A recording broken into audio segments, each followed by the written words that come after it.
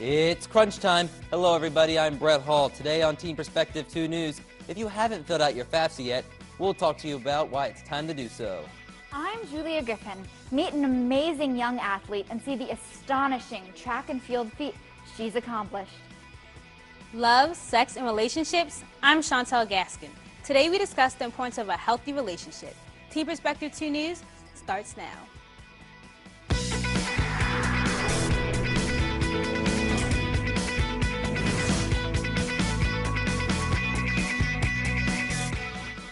Good morning and welcome to Team Perspective 2 News. I'm Bahari Jabari. And I'm AJ Pfeiffer. Well, it's February 26th and the FAFSA is due in 3 days. Teen Perspective's Brett Hall explains that although this document is not a must for going to college, it is a big help for covering those costs. Thanks, AJ. The FAFSA is a free application that can provide federal aid for future and current college students through grants, waivers, and loans. However, to get the free money, you must put in the time. Well, it's kind of intimidating. It's like filling out your own tax return. That's Lynn Lee, the Director of Financial Aid at Harford Community College. On February 5th, 2011, her department hosted its annual You Can Afford College event, in which more than 30 volunteers from around the state met with students and their families to help them complete their FAFSA. We got like one-on-one help. Well, you know, one-on-one, but if you had a question, they would come over and help you, because it was kind of confusing because my parents hadn't done it before, so I was the first one. That's Dave Brooks, a senior at Patterson Mill High School in Bel Air. He and his family found the workshop very beneficial. I'm a little more in the clear than I was before. There's obviously going to be some fuzzy questions, but for the most part, they cleared a lot of it up for me. And if you are watching this right now and haven't filled out the FAFSA, there is one important thing. The Maryland deadline is March 1st, so even if you fill out your FAFSA and you just put in incorrect numbers because you don't have the information available right now, get it in, because at that point it is in, and then you can go back later on and make corrections to that FAFSA using your PIN number, which is your electronic signature number. And make sure you keep that PIN and all other important information relating to your FAFSA, because if you plan on going to college for more than 1 year, you are going to have to do it again. Once you've done your initial FAFSA, when you go in next year to apply for the 12-13 aid year, you will be doing what's called a FAFSA renewal, and much of the information is going to be pre-printed. You'll just need to update your income information and change anything that might have changed. Lee also said that if you have any questions about filling out your FAFSA, contact your local community college. They can help you out. To find the FAFSA, go to fafsa.ed.org. For Team Perspective 2 News, I'm Brett Hall. College tuition costs an arm and a leg nowadays, but why? Some higher learning institutions, such as Cornell University, say that in order to give the best education, they need to hire the best employees, which can cost more. Some experts, such as Joel Neroff, believe that a higher price makes applicants think they're receiving a better education. The annual war with senioritis for high school seniors is in effect. 12th graders are well into the second semester. Some have received acceptance letters from colleges and have begun to enter a senior slump. So here are a few ways for seniors to avoid becoming a victim of senioritis.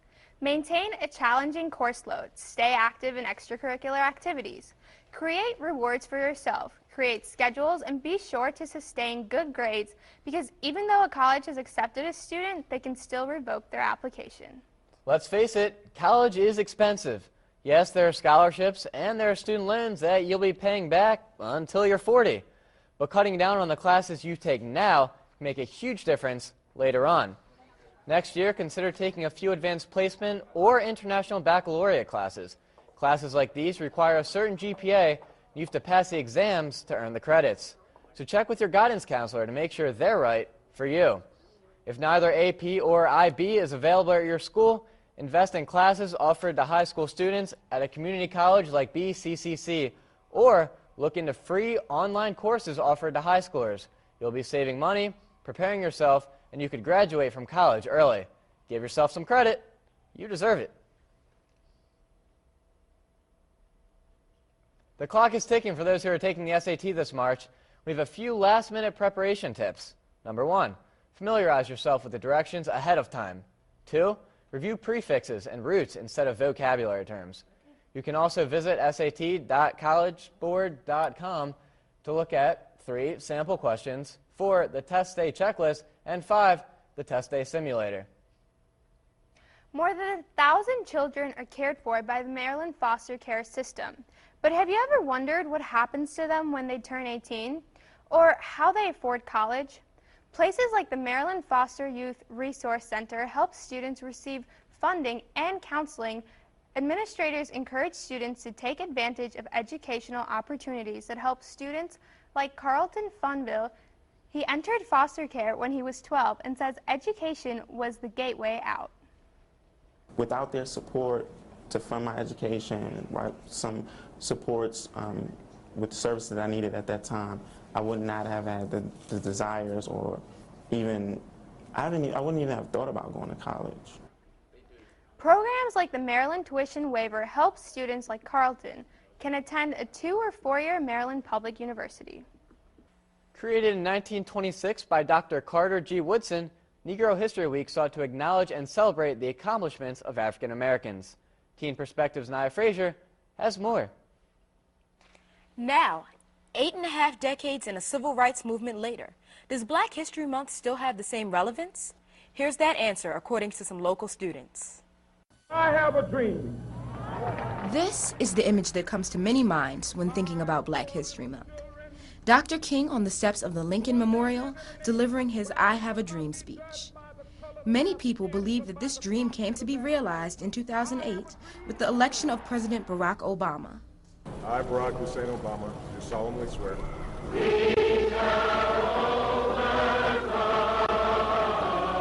So, 85 years after its creation, during which African Americans have come from the back of the bus to the Oval Office, is Black History Month still necessary?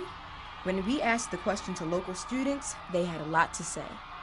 I think it's a good idea because a lot of times Black people don't always get recognized for all the effects they have.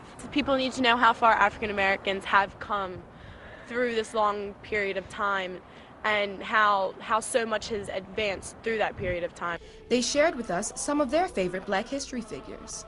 Martin Luther King, Rosa Parks, because she stood up for herself. I like Bob Marley. And while the names that they gave were varying, they held one belief in common, that Black History Month is still relevant today. We definitely need it because if we don't recognize our history, how do we know why we live the way we do today? I think we definitely need it. While Black History Month may end on the 28th, Black history continues to be made every day. Celebrate it. For Teen Perspective 2 News, I'm Nia Frazier. Coming up next on Teen Perspective, one local teen is literally leaping a little further than anyone else. What she's done that has her jumping ahead of the competition. Then summer's coming. Do you have a job yet? We talked to one teen about his amazing experience at City Hall. And see how one website is helping teens make their own decisions. Here on Teen Perspective.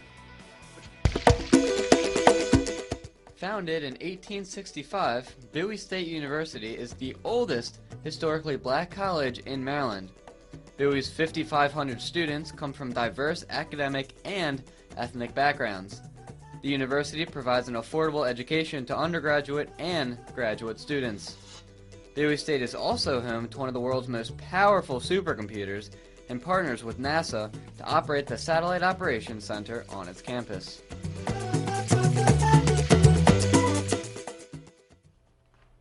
Welcome back. Making money is one thing that every teen wants to put on their agenda, but figuring out where to work can be pretty difficult. Teen Perspective 2 News reporter Stuart Beckham knows one place that has all the answers. YouthWorks is a summer job program that gives Baltimore City teens the opportunity to make money and learn to operate in the real world.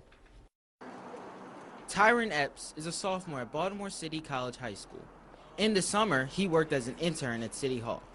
Tyron worked on office projects. Some were so involved, it took him all summer to finish. The first thing he had me doing was travel request forms, which is forms you fill out to help people in City Hall, travel around, to promote Baltimore City and everything, and that was really tough. Applying is not easy, but Tyron says it was worth the trouble. It was a really long process. Like, you had to sign all these papers, but in the end, I'm just glad that I filled them out because I really enjoyed it down here. Tyron was surrounded by supervisors who made the environment comfortable. He's very sarcastic and funny too, but the first day I came in, we were like really nervous because we didn't know what we were going to do, and he walked in like, "Do you have your helmet and steel-toe shoes?" And we're just looking like, "What?" And I actually got a chance to meet the council president, and he's very funny too. His experiences at work even helped him at school. Yes, because I wasn't very much of a good typer, so I had to use the computer mostly while I was in there, and at City, you know, they have you type up essays and everything, so computer skills, like learning new programs and everything, really helped me in school. And don't forget the paycheck. Young people are paid a minimum wage, $7.25 an hour. They'll be working 25 hours a week this year for 6 weeks. The first pay period, the young people will have to work 4 weeks to get their first check, then thereafter every 2 weeks. The mayor is giving out 10 of her Skybox tickets to the 2011 Ravens vs. Steelers game. To enter, you must buy raffle tickets and hopefully get picked to win. For more information about the raffle, go to BaltimorePayback2011.com. And for more information on how and where to apply for YouthWorks, go to oedworks.com and click on YouthWorks. Look out, Maryland. Team Perspective's Valerie Timms has her license. She's got the scoop on all things driving. Thanks, Bahari. Driving may seem like it's all fun and games, but it's no laughing matter. Every time you get behind the wheel, you put your life and the lives of others in danger. Buckle up and come along as we go through a crash course on driving. It's the biggest thing to happen to you since getting your first cell phone. That's right, getting your driver's license. There's no better feeling than the sweet freedom of you in the open road. But there are many steps to take before you can get behind the wheel. Get your learner's permit at 15 and 9 months. Go to driver's education school. Get your 60 hours of driving practice. Finally, get your license after 9 months of having your permit. So, now you have your license and you need a car. Consider these from Forbes' list of best cars for new drivers. Did you know 80% of all crashes are caused by distracted driving? The #1 distractor for teens is texting. Cell phone users are 4 times more likely to crash than non-distracted drivers and 6 times more likely to crash than drunk drivers. These are just some of the reasons why it's illegal to text and drive. Put down the phones. No text is worth your life. So now you have a license and a car, and you think you're free, right? Think again. A new smartphone app can help your parents keep a close eye on you while you're driving. The Safety Information and Protection app, or SIPS, alerts parents via text message when you speed, text, or go out of bounds. The app is only available on the Android market and must be downloaded to both your cell phone and your parent's cell phone. For more information, please visit mva.maryland.gov or visit abc2news.com. Whether you're just starting the process to get your license or you already have it, be sure to buckle up and drive safe. For Teen Perspective 2 News, I'm Valerie Timms.